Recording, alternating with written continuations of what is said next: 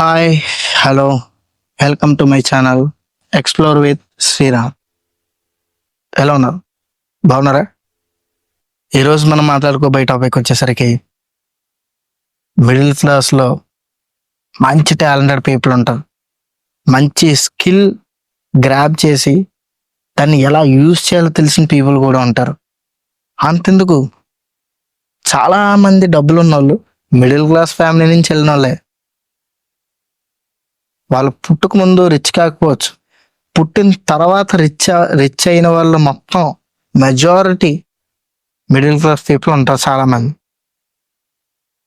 ఇప్పుడు మనం వాడుతున్న అమెజాన్, ఫ్లిప్కార్ట్ ఇవన్నీ అయింది. అంతెందుకు, అమెజాన్ ఒక స్టార్టప్ కంపెనీ, అప్పుడు మిడిల్ క్లాస్ నుంచి స్టార్ట్ చేసిందేగా. మరి ఇప్పుడు కొన్ని కోట్ల మంది వాడుతున్నారు. అలాగా మిడిల్ క్లాస్లో ఉండే వాళ్ళు చాలా స్కిల్ఫుల్ పర్సన్ ఉంటారు. మంచి ఒక మోటివేషన్, ఒక ఫైర్తో ఉంటారు. అంటే లేని వాళ్ళ గురించి వదిలేయండి, ఇంకా అంటే అందరూ ఉన్నారు అంటున్నారు మీరు. మరి చాలా మంది ఇలా వేరే వేరేగా ఉన్నారు కదా, లేని వాళ్ళ గురించి వదిలేయండి. ఉన్న వాళ్ళ గురించి మాట్లాడుకుంటే మిడిల్ క్లాస్లో ఉన్నవాళ్ళు ఎందుకు అంత స్ట్రాంగ్గా ఉంటారండి? చిన్నప్పటి నుంచి మనకి ప్రతి వస్తువు మీద ఆసక్తి ఉంటుంది. ఈవెన్ ఇప్పుడు ఒక ఐఫోన్ అంటే చాలా మంది మిడిల్ క్లాస్ వ్యక్తులకు ఇష్టం. దాని గురించి రీసెర్చ్ చేసే వాళ్ళు ఎంతమంది? కొన్ని వందల మంది ఉన్నారు. దాని గురించి ఫీచర్లు తీసుకున్నారు కొన్ని వేల మంది ఉంటారు మిడిల్ క్లాస్లోనే. కానీ కొనగలిగే వాళ్ళు ఎంతమంది? చాలా తక్కువ మంది ఉంటున్నారు. అంటే ఓకే, ఇదివరకుతో పోలిస్తే ఇప్పుడు కొని శాతం ఎక్కువ పెరిగింది, మొబైల్స్ కొనే శాతం. కానీ మిడిల్ క్లాస్లో ఉన్నప్పుడు ఆ ఫోన్ కొనాలి అని మనం ఫీల్ అయినా, ఆ ఫోన్ కొనాలంటే ఆ ప్రైస్కి మనం డౌన్ పేమెంట్ కట్టడానికి ఒకసారి ఇబ్బంది పడుతుంటాం, ఇంక్లూడింగ్ నేను కూడా. నాకు చాలా ఇష్టం సామ్సంగ్ ఎస్ సిరీస్ కానీ, ఐఫోన్ 16 సిరీస్ కానీ. తర్వాత రీసెంట్గా నా మోస్ట్ ఫేవరెట్ థింగ్ ఏదంటే ఐక్యూ బ్రాండ్లో కొన్ని ఫోన్స్ నాకు చాలా బాగా నచ్చాయి. కానీ నేను కొనగలుగుతున్నానా లేదు. నేను ఇదిగో రియల్మీ 8 వాడుతున్నాను సిన్స్ ఒక 4 years పైన. అయినా సరే నేను ఎప్పుడు డిమోటివేట్ అవ్వలే, ఎందుకంటే మన అవసరానికి తగ్గ ఖర్చు మనం ఏంటో తెలుసుకోగలుగుతాం మిడిల్ క్లాస్లో ఉన్నప్పుడే. ప్రతి స్ట్రగుల్ని మనం ఫేస్ చేయడం నేర్చుకుంటాం మిడిల్ క్లాస్లోనే. ప్రతి కష్టాన్ని మనం ఫేస్ చేస్తాం ఇదే మిడిల్ క్లాస్.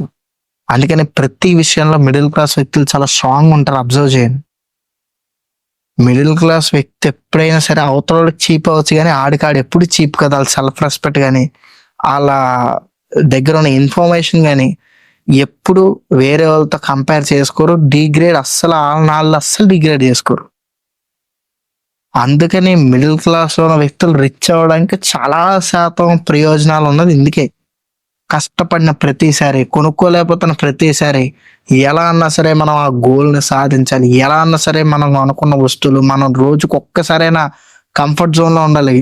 మనకు నచ్చిన చొక్క ప్రైస్ ట్యాగ్ లేకుండా కొనుక్కోవాలి అని ఫీల్ అయిన మిడిల్ క్లాస్ వ్యక్తులు ఎంతమంది? నేనైతే ఫీల్ అయ్యాను, ఎన్నోసార్లు ఫీల్ అయ్యాను.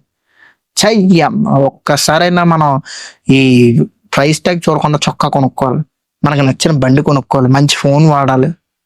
ఇలాంటి కళలన్నీ ఎవరికి ఉంటాయంటే మిడిల్ క్లాస్ వ్యక్తులకు ఉంటాయి. సో మిడిల్ క్లాస్ వ్యక్తులు మిడిల్ క్లాస్ పరిస్థితులు ఉన్నాయని చెప్పి వాళ్ళని ఎప్పుడు మనం డిగ్రేడ్ చేసి చూడొద్దు. అంటే నేను కూడా రిచ్ ఏం కాదు, కాకపోతే ఎందుకు చెప్తున్నానంటే చాలా మంది ఏంటంటే ఒక ఫోన్ కొనుక్కోలేనంత మాత్రం ఇంకోటి అంత మాత్రం ఇవాళ అవద్దు, అలా అవద్దు. అందుకని నేను చెప్పబోయే పాయింట్ ఏంటంటే మిడిల్ క్లాస్లో ఉన్న వ్యక్తులకి ఎదిగే రేట్ ఆఫ్ ఇంట్రెస్ట్ చాలా ఎక్కువ ఉంటుంది. రిచ్ అయ్యే ఛాన్సెస్ ఎందుకు ఎక్కువ ఉన్నాయంటే ఎందుకు, ప్రతి కష్టంలోనూ ప్రతి స్ట్రగుల్లోనూ వాళ్ళు చూసేది the power of money, the power of success. ఎలా సక్సెస్ అవ్వాలి మనం, ఆ రేంజ్కి వెళ్ళాలంటే ఇప్పుడున్న స్థాయి నుంచి ఎలా వెళ్ళాలి, గ్రౌండ్ రియాలిటీలో చెక్ చేసుకుంటారు మిడిల్ క్లాస్లో ఉన్న వ్యక్తులు, నాతో సహా. నేను అనుకుంటున్నాను, మరి నేను చూసిన వాళ్ళందరూ అలా ఉన్నారు. ఒకవేళ ఏ లక్ష్యం లేని మిడిల్ క్లాస్ వ్యక్తులు కూడా ఉన్నారు, లేరని కాదు. కాయిన్కి టూ సైడ్స్ ఉంటాయి ఎప్పుడైనా సరే. ఒక సైడ్ బొమ్మ ఉంటే ఒక సైడ్ బొరుసు ఉంటుంది. అలాగే ఒక సైడ్ మంచి పొటెన్షియాలిటీ స్కిల్ ఉన్న వ్యక్తులు ఉన్న వాళ్ళు అయితే ఇంకో సైడ్ బ్యావర్స్ కూడా ఉంటారు. దాని గురించి అని కాదు. సో ఈరోజు టాపిక్ అయితే ఇది. మీకు ఎలా అనిపించింది? ఎలాంటి టాపిక్స్ మీకు ఇంట్రెస్టింగ్గా అనిపిస్తే కింద కామెంట్ సెక్షన్లో మెసేజ్ చేయండి. ఇన్ఫర్మేషన్గా అనిపిస్తే షేర్ చేయండి. Thank you for watching. Bye bye. మళ్ళీ కలుద్దాం మనం.